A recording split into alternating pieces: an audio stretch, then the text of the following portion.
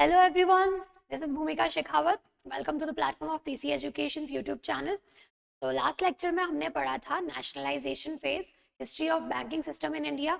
इस तरह से नेशनलाइजेशन ऑफ बैंक्स को दो फेजेस में डिवाइड किया गया, 1969 फेज, 1980 फेज। उसके बाद हमने पढ़ा था प्राइवेटाइजेशन ऑफ बैंक्स क्या होता है। Then after that at the end we studied about major mergers जो लास्ट में हुए। Fine. After that this lecture is about RBI, Reserve Bank of India. तो सेंट्रल बैंक ऑफ इंडिया के बारे में हमने एक पहला ब्रीफ इंट्रोडक्शन दे रखा है। इन दिस लेक्चर हम आरबीआई से रिलेटेड हर छोटा बड़ा फंक्शन डिटेल में डिस्कस करेंगे। What are the functions of RBI, what are the powers of RBI, ये सारी चीजें हम इस लेक्चर में डिस्कस करने वाले हैं। Fine, so let's begin with this chapter. The first thing and the foremost thing, that is, Reserve Bank of India is the central bank of Reserve Bank of India is the central bank of the country. We all know कि Reserve Bank of India जो है वो country का apex bank है और ये एक तरीके से स्टैट्यूटरी बॉडी है। Why Reserve Bank of India is called a statutory body? क्योंकि स्टैट्यूटरी बॉडी का मतलब होता है किसी एक्ट के थ्रू सेटअप हुई हुई बॉडी। तो आरबीआई कौन से एक्ट के थ्रू सेटअप हुई हुई है? RBI act of 1934। इस एक्ट में क्लियरली लिखा था there shall be a central bank of India, और उसी के थ्रू हमने जो है रिजर्व बैंक ऑफ इंडिया को सेटअप किया। इसलिए कहते हैं कि आरबीआई एक statutory body. It was established on 1 April 1935। तो 1935 को इसका ऑपरेशन स्टार्ट हुआ। फाइन, इसकी जो फंक्शनिंग है वो 1935 के 1 अप्रैल से स्टार्ट हुई और इसका एक्ट आया था just a year before 1934। Fine. Then RBI के हेडक्वार्टर्स, अर्लियर आरबीआई के हेडक्वार्टर्स हुआ करते थे कैलकाटा में, लेकिन later on those headquarters were shifted to Mumbai. आज की डेट में आरबीआई के हेडक्वार्टर्स कहाँ पर है? Can anyone guess? आज की डेट में आरबीआई के हेडक्वार्टर्स वही हैं जहां पर लास्ट शिफ्ट हुए थे, दैट इज मुंबई। फाइन। तो कैलकाटा में इसके पहले हेडक्वार्टर्स से, लेकिन उनको शिफ्ट करके मुंबई में कर दिया गया। Later on one more thing which is important is IMF का नाम सुना है कभी? International monetary fund. तो वर्ल्ड की सारी कंट्रीज जो हैं उनके सेंट्रल बैंक जो है वो आईएमएफ का मेंबर होते हैं।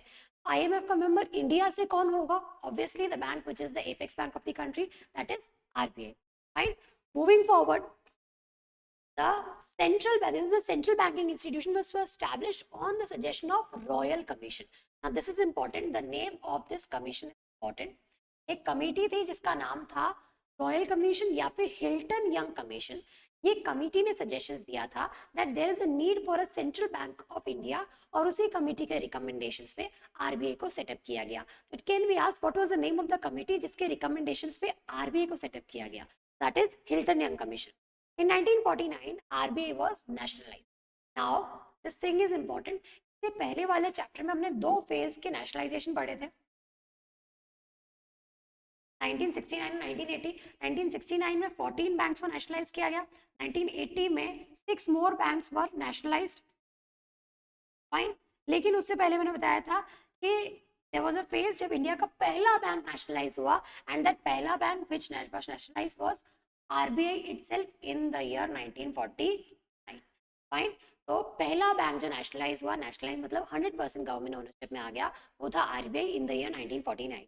के बाद ये दो फेजेस मेजर थे आरबीआई के बाकी अदर बैंक से नेशनलाइजेशन के।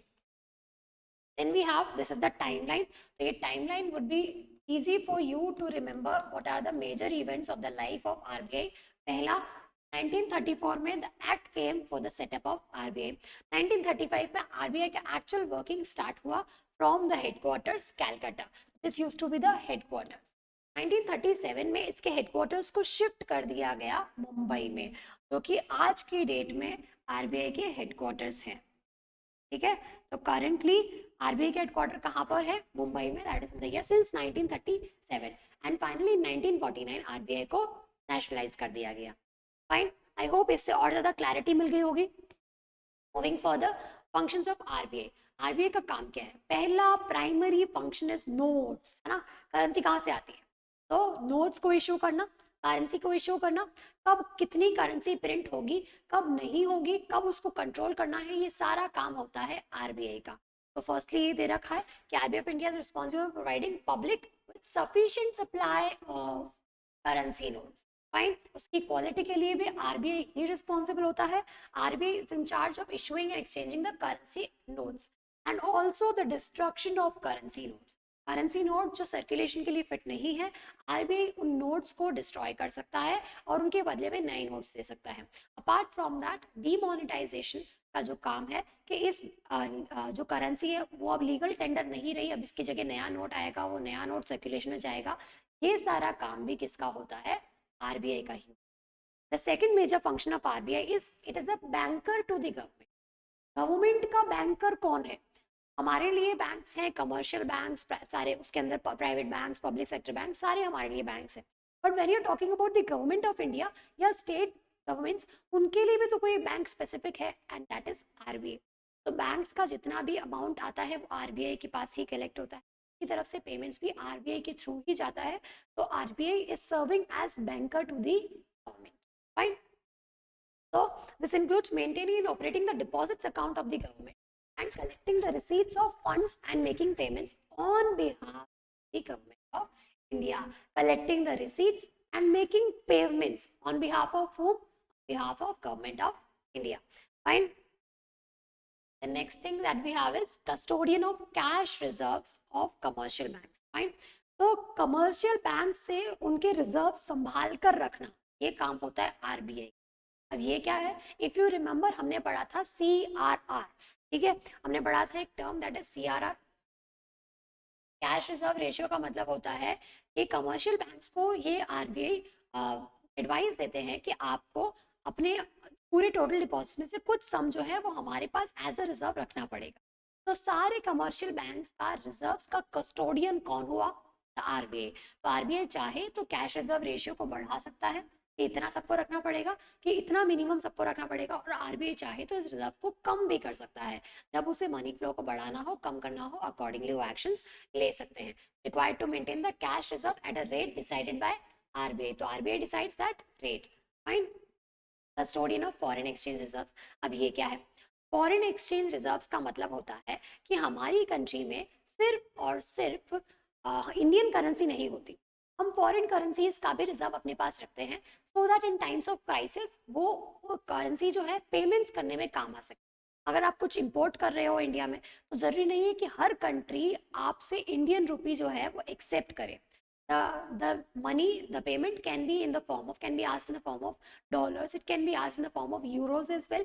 तो वो फॉरेन करेंसी जो है वो कुछ मेंटेन करनी पड़ती है। तो ये आरबीआई का काम है कि फॉरेन एक्सचेंज के रिजर्व पास मेंटेन करके रखे जाए, एंड उसके लिए आरबीआई ने एक मिनिमम रिजर्व सिस्टम है वो अडॉप्ट करके रखा है। मिनिमम रिजर्व सिस्टम का मतलब होता है issuing and printing, sorry, minimum reserve system का मतलब होता है मिनिमम कुछ अमाउंट जो है आरबीआई हमेशा अपने पास रखेगा in terms of that form. या तो वो फॉर्म किस में हो सकती है? ये 200 करोड़ का जो अमाउंट है ये होता है मिनिमम रिजर्व, और ये रखा जाता है इधर इन टर्म्स ऑफ गोल्ड और in terms of foreign currency. तो ये दोनों ही फॉर्म में इस पैसे को रखा जा सकता है, जिसमें से 115 करोड़ जो है वो गोल्ड फॉर्म में रखा जाता है और बचा हुआ पैसा फॉरेन करेंसीज में किया जाता है। Fine. This is the second important function of RBI. Then we have controller of credit. Credit का मतलब होता है कि मार्केट में आपने सारे बैंक्स के थ्रू कितना पैसा लोगों तक अवेल करवा रखा है। तो आरबीआई अपने टूल्स को यूज करके, कुछ होते हैं SLR, CRR, bank rate, repo rate, इन टूल्स को मैनेज करके कभी इनको बढ़ाकर कभी कम करके क्या कर सकते हैं? मार्केट में क्रेडिट का फ्लो बढ़ा भी सकते हैं और कभी इनका फ्लो कम भी कर सकते हैं, डिपेंडिंग के मार्केट की रिक्वायरमेंट क्या है। अगर मार्केट में चाहिए कि इन्फ्लेशन को कंट्रोल करना है, दैट मीन्स लिक्विडिटी को कम करना है, तो उस टाइम पर लिक्विडिटी को कम करने के लिए आरबीआई अपने पास रखे हुए रिजर्व्स की रेट्स को बढ़ा देता है। टर्मिनोलॉजी वाले चैप्टर में हमने क्लियरली एक एक टर्म पढ़ा है, सीआरआर, एसएलआर क्या होता है। जिसने वो लेक्चर नहीं देखा है जाके एक बार वो लेक्चर देख लो, it would be easy for you to understand कि मैं अभी क्या कह रही हूँ। Fine. RBI use both the methods, qualitative and quantitative, जो अपन इन्फ्लेशन वाले चैप्टर में और डिटेल में पढ़ने वाले हैं। डोंट वरी, अभी सिर्फ इतना समझ लो कि आरबीआई क्रेडिट को कंट्रोल करने के लिए रिस्पॉन्सिबल है, और ये अथॉरिटी आरबीआई को दी जाती है कि आप क्रेडिट को कम ज्यादा कर सकते हो depending upon the economies required. Fine. The next thing that we have is composition of RBI। अब RBI बना कैसे? कुछ मेंबर्स होंगे जो आरबीआई का फंक्शनिंग मैनेज कर रहे होंगे।